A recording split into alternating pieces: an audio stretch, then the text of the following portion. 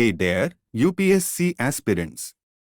Let's break down this editorial on Mizoram's recent elections. Now, looking at the vote shares, the Joram People's Movement, ZPM, emerged victorious with 37.9%, securing 27 out of 40 seats. The Mizo National Front, MNF, followed with 35.1%, Congress at 20.8%, and the BJP at 5.1%.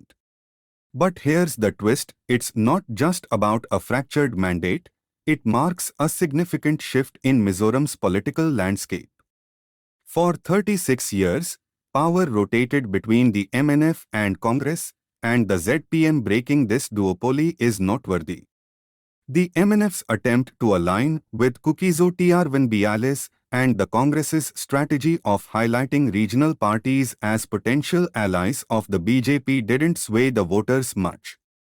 More than a third of Mizoram's electorate opted for the ZPM, drawn by its promise of a corruption-free regime and a youth-centric governance agenda.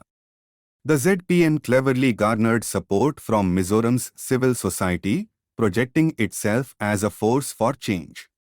This, coupled with popular endorsements and credible candidates, gave the party a decisive edge.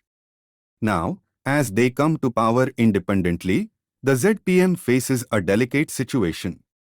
While staying true to their clean governance ideals, they might receive overtures from the BJP for a coalition, having won 2 seats. However, the real challenge lies in Mizoram's economic diversification. With 85.7% of its revenue coming from union transfers, the state needs to explore avenues beyond agriculture. The ZPM's focus on eco-friendly tourism and leveraging the high literacy rate for value-added services could be a game-changer. For UP